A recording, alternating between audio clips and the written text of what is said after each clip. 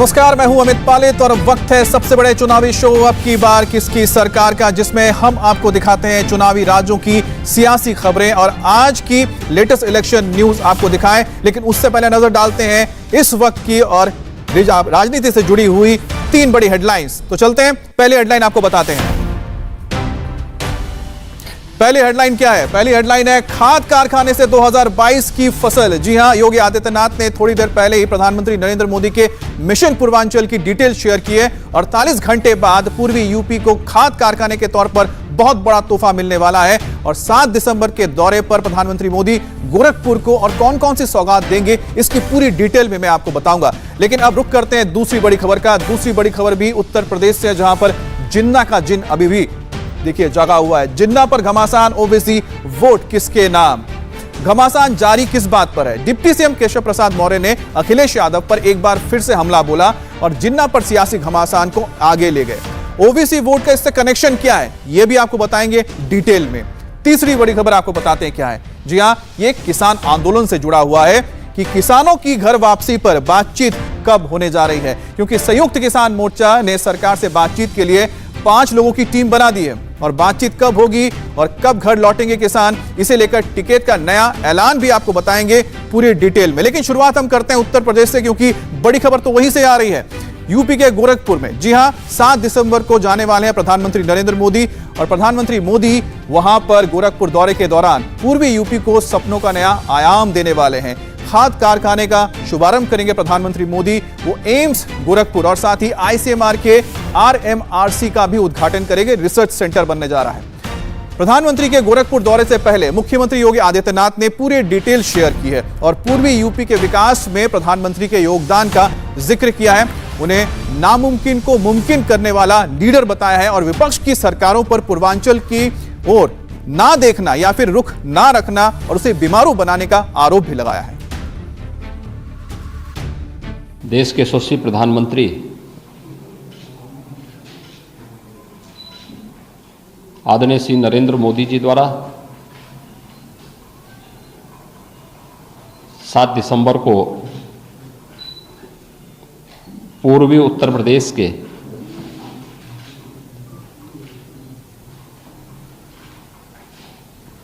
कभी सपना बन चुके 3 बड़े प्रोजेक्ट का उद्घाटन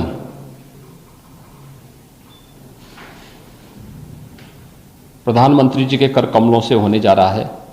यह न केवल पूर्वी उत्तर प्रदेश की दृष्टि से अब तक का सबसे बड़ा निवेश है, बल्कि उस सपने को साकार होते हुए पूर्वी उत्तर प्रदेश की 5 करोड़ की जनता देख रही है, जिसे पिछली सरकारों ने अपनी नाकामयाबियों के कारण नकार सा दिया था। हम लोग, पूरी राज्य सरकार भी और हर नागरिक कि जो विपक्ष के लिए नामुमकिन था, मोदी जी ने उसके मुमकिन बनाया है। जो विपक्ष के लिए असंभव था, उसे मोदी जी ने संभव बनाया है। जो विपक्ष के लिए वोट बैंक था, मोदी जी ने व्यापक जनहित में किसानों का, गरीबों का, महिलाओं के लिए, बच्चों के लिए, प्रत्येक नागरिक के लिए ये बेहतरीन सुविधा के लिए ये बड़े संस्थान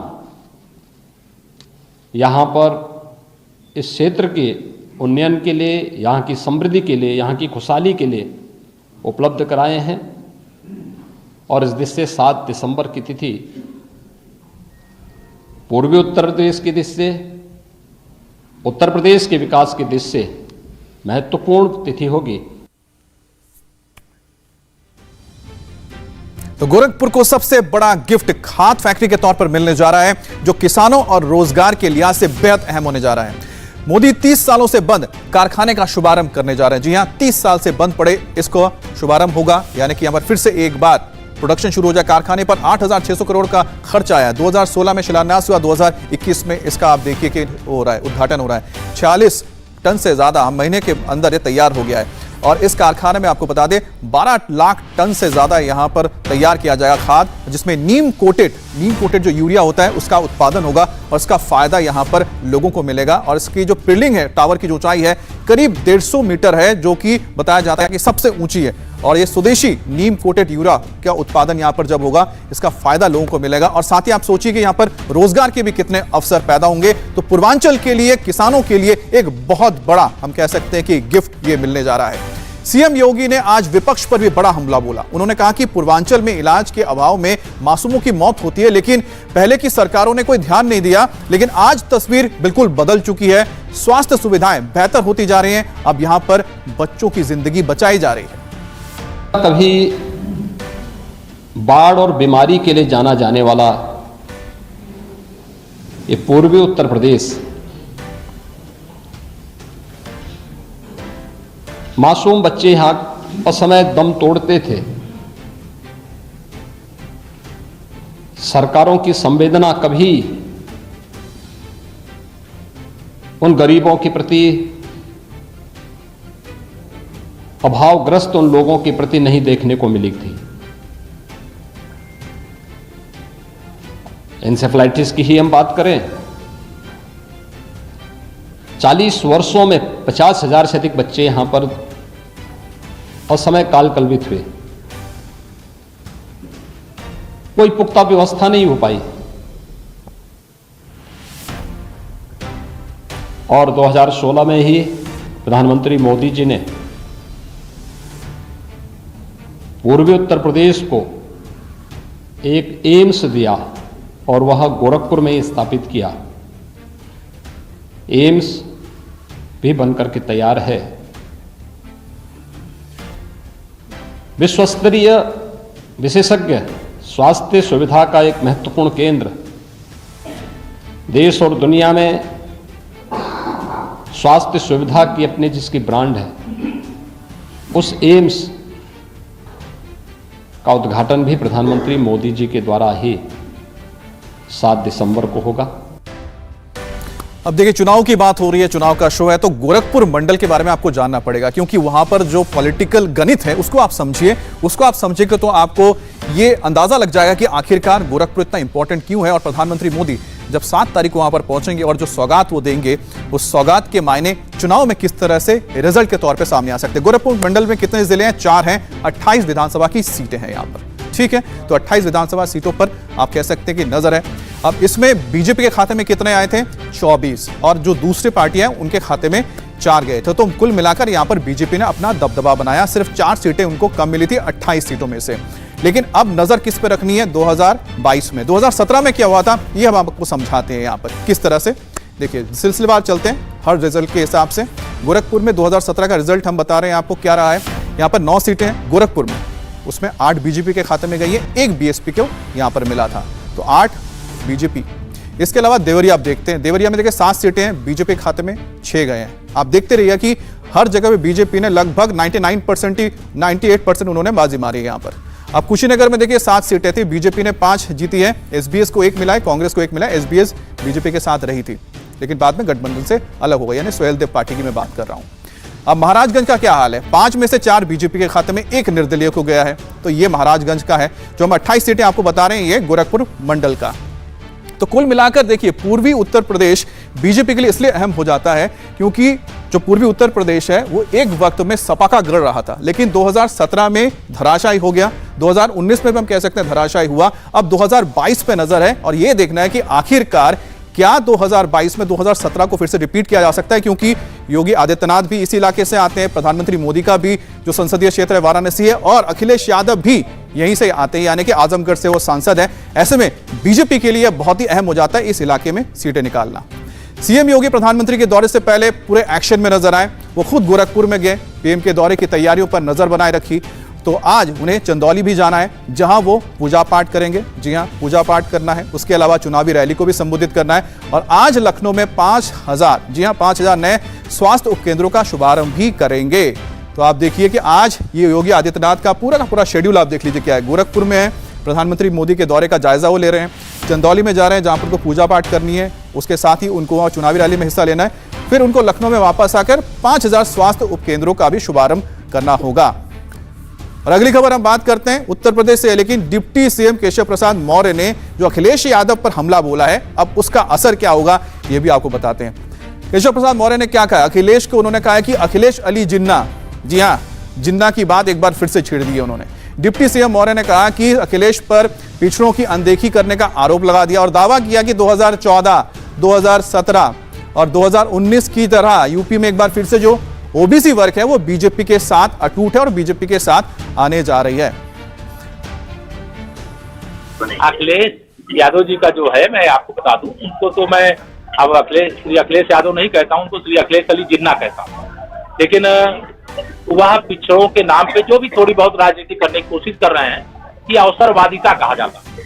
अगर पिछड़ों के लिए उनके मन में कोई सम्मान होता तो 2012 से 17 के बीच में समाजवादी पार्टी प्रचंड बहुमत में थी और उन लोगों को स्थान देते जिनको इस समय स्थान देने की कोशिश कर रहे हैं। लेकिन मैं आप विश्वास रखता हूं कि पिछड़ा ना उनके साथ 2014 के बाद से गया है और ना 2022 के बाद भी जाएगा। हमारे साथ थे, हमारे साथ हैं। और यूपी बीजेपी के अध्यक्ष स्वतंत्र देव सिंह ने भी अखिलेश यादव पर अटैक किया और ट्विटर पर लिखा कि सैकड़ों करोड़ के हज हाउस बनाने वाले काशी विश्वनाथ कॉरिडोर को भी अपना काम बता रहे हैं। जी हां, और महादेव सब देख रहे हैं अखिलेश जी। तो ये कहना है किसका? ये कहना है स्वतंत्र देव सिंह का अखिलेश यादव को। और सीधा सीधा उन्होंने अटैक एक बार फिर से किया। उन्होंने हज हाउस का जिक्र किया जिसके लिए करोड़ों रुपए खर्च किए गए थे।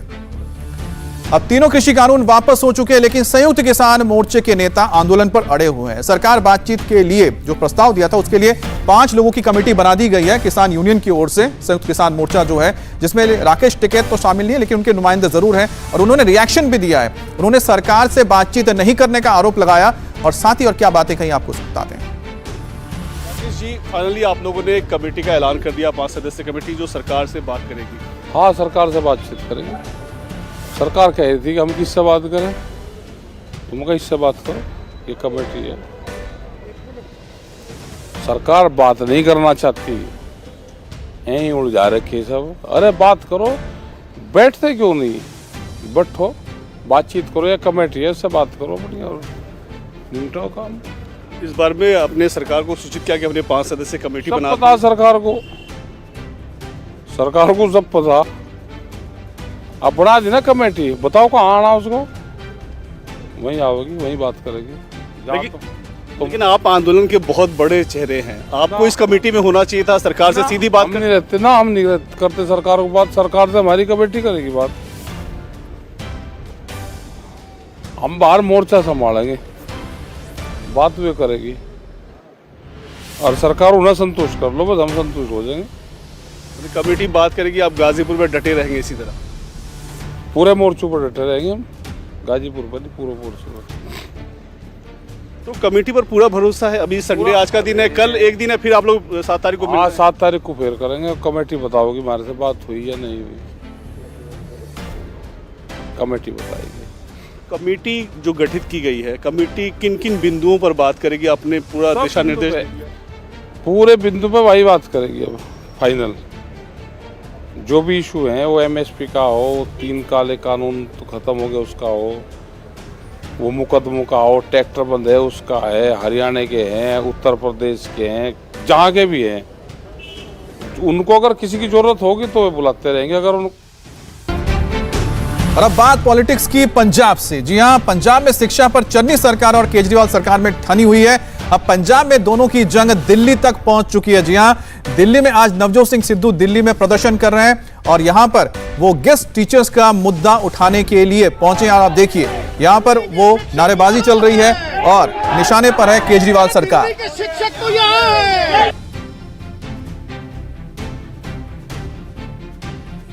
शिक्षक यहाँ है। We want अरे दिल्ली के शिक्षक तो यहाँ है। दिल्ली के शिक्षक तो यहाँ है। दिल्ली के शिक्षक इंडिया टीवी हर वक्त हर जगह डाउनलोड करने के लिए सर्च करें India TV news Google play store या ऐप स्टोर पर।